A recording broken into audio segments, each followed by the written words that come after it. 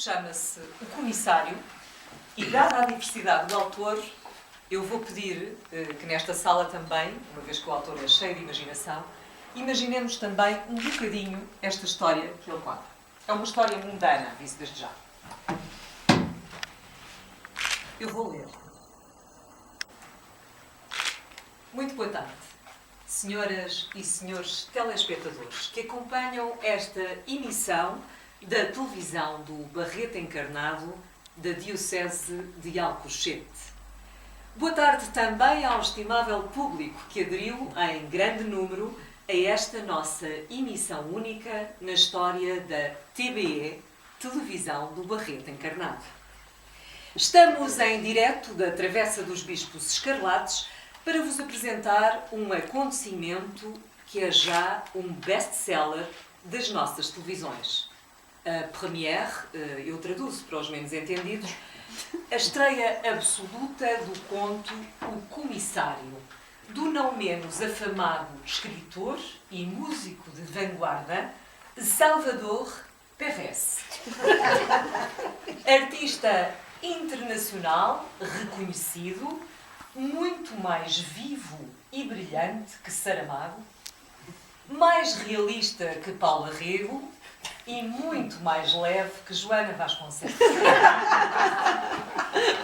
Antes de passar ao ato propriamente dito, aquilo que no fundo nos interessa e nos traz aqui, explico o que é um comissário.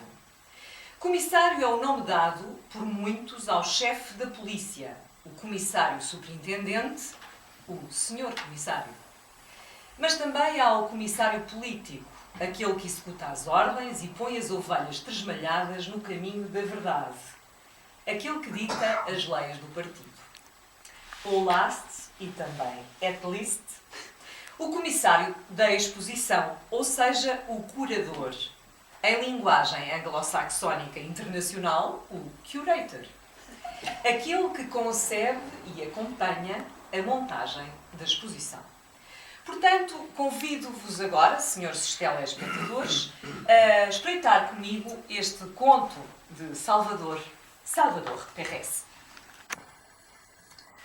Visto de fora, parecia um imenso armazém, meio abandonado, numa antiga e remota zona industrial da cidade.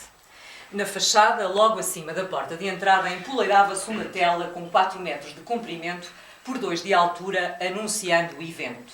Os dizeres explicavam que se tratava de uma exposição do artista plástico Anselmo Sargent da Silva.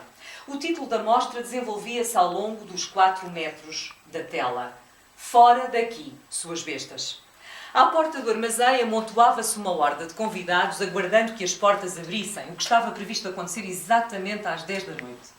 Anselmo Sargent da Silva era, já dizia-se, um artista consagrado, filho de portugueses nascidos nos Açores, que haviam emigrado para os Estados Unidos nos anos 60, Anselmo crescera e fora educado no ambiente artístico nova-iorquino, sendo conhecido pelas suas instalações que radicalizavam o discurso da arte, levando-o a extremos conceptuais com a utilização de uma linguagem minimalista. Era a primeira vez que Anselmo Sargent expunha em Portugal. E a expectativa era grande. Os críticos pululavam por entre a multidão que se aglomerava, excitada e vibrante, à porta do armazém. Ninguém sabia o que ia ser dali, mas seria de certo algo de fascinante, atendendo à fama de excêntrico do artista. Às 10 da noite, as portas abriram-se e a multidão invadiu o armazém. Lá dentro, desenvolvia-se um espaço enorme, retangular, com 2.000 metros quadrados, completamente vazio. O chão estava coberto de linóleo de cor salmão, pintalgado de bolinhas azul turquesa. As paredes vazias, com um pé direito de mais de 4 metros, estavam todas caiadas de branco. A iluminação era conseguida através de várias lâmpadas fluorescentes penduradas no vigamento do teto, dando ao espaço um ambiente frio de hangar. Para além do porteiro, que abrirá a porta à hora prevista, e de 2 seguranças que zelavam pelo edifício, não havia ninguém a receber os convidados. Nem produtor, nem comissário, nem artista. Tampouco existia folheto, catálogo ou qualquer referência estática ou dinâmica à exposição, tirando a tela à entrada do armazém. O local, enorme e despojado, era o que se mostrava a toda a volta. O público foi entrando, enchendo o espaço de uma vozearia estridente. A sala ampliava o alarido com um eco metálico. Estariam seguramente mais de 600 pessoas e continuava a chegar gente. A área não faltava, ainda dava à vontade para mais do dobro dos visitantes que por lá já formigavam. Na primeira meia hora, ninguém deu parte fraco. Alguns estranharam todo aquele vazio, ainda por cima sem sinal dos anfitriões, sem música habitual destes eventos e sem o costumado cocktail. Mas a maior parte, ocupada com o social, cumprimentando este e aquele, revendo amigos ou conhecidos, insinuando-se junto de artistas ou figuras públicas, ainda não perceber que algo de invulgar se passava. Foi depois desses primeiros minutos que começaram a sentir-se os primeiros sintomas de impaciência. Muitos comentavam com ironia o título da exposição, fora daqui suas bestas. E riam-se, dizendo que as bestas eram eles e que não tardava estavam a ser expulsos dali para fora pelas seguranças ou outras forças ocultas. Isso motivava alguns grupos isolados, mais habituados às excentricidades de alguns artistas, que usavam aquilo a que chamam de radicalidade absoluta para chocar e despertar pasmo nos críticos de arte e provocar assim acesa polémica sobre o alcance e dimensão metafísica das suas manifestações artísticas. Por volta das 11 da noite, já algumas pessoas se tinham ido embora. Aquele público que ia mesmo à espera de ver qualquer coisa, fosse o que fosse, não se conformara com aquele deserto e zarpara dali. Uns encolhendo os ombros, outros fervendo de indignação. Uma maioria ainda esperava qualquer coisa. Achava que aquilo não podia ficar assim. Deveria haver algo mais, era só uma questão de ter paciência, que algum acontecimento haveria de ocorrer. Só uma minoria não esperava mais nada. E gozava o ambiente, olhando, divertida, todos quantos achavam que ali iria suceder algum evento, para além daquele imenso vazio que por si só já poderia considerar-se um acontecimento. Recriavam-se, saboreando o panorama, fazendo-se entendidos, dizendo uns aos outros que o artista fará ao fundo da sua radicalidade, atrevendo-se a convidar o público para um não-evento, um não-espaço, um armazém nos subúrbios da cidade, com uma tela cujo título repudiava e ofendia os visitantes. Entre eles, agitavam-se alguns críticos que já imaginavam o impacto que uma exposição daquelas iria ter em Portugal, um país arcaico, avesso à modernidade e pouco dado a ousadias daquele que o bate. Voltamos agora, dentro de momentos, à nossa emissão.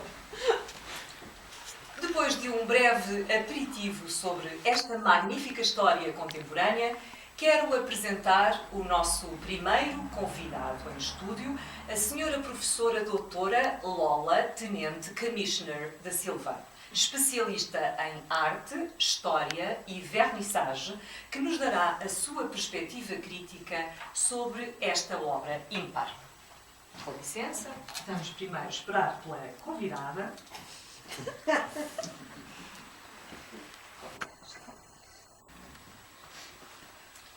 Boa tarde, darlings. É um great pleasure estar aqui no Portugal para vos falar de uma obra que me emociona muito, porque me lembra o meu saudoso Martin Scorsese, quando fez Nova York fora de horas. No tempo em que se dedicava verdadeiramente a fazer filmes e não fazia para concorrer aos Oscars. Bom, como tenho pouco tempo, deixo 3 brief points sobre esta história. First, a sua pós-modernidade intemporal. Passa-se no século XXI, mas podia passar-se no tempo dos Tudors. Todos se conhecem, frequentam os mesmos lugares, com uma linguagem muito própria, são comandados por um comissário e, no fim, o que interessa é todos encherem a pança. Second, os characters. As personagens fazem lembrar o grande Andy Warhol, em busca dos seus 15 minutos de fama. Todos buscam mostrar-se, aparecer, mesmo se não percebem nada do assunto. É um pouco como na televisão. Exceto aqui na TV, é claro. Terceiro point, para finalizar. O fino recorte artístico do escritor, que nem esqueceu a moda nas suas referências culturais. Vê-se que é um homem mundano, muito in fashion, como se diz no meio académico. É um verdadeiro metrosexual. Um homem preocupado com a aparência dos seus personagens e, sobretudo, do artista, o Anselmo Sargent, que ainda é meu parente afastado, pelo lado dos da Silva, e julgo que também tem em comum na presidência, mas que é pouco dado às artes. Muito obrigada pelo convite. Transmissão, tem alguns problemas. Agradecemos então à professora doutora Lola Tenente Commissioner da Silva. Antes de passarmos ao segundo e último convidado desta emissão, deixo mais um apontamento da história de Salvador Ferreira.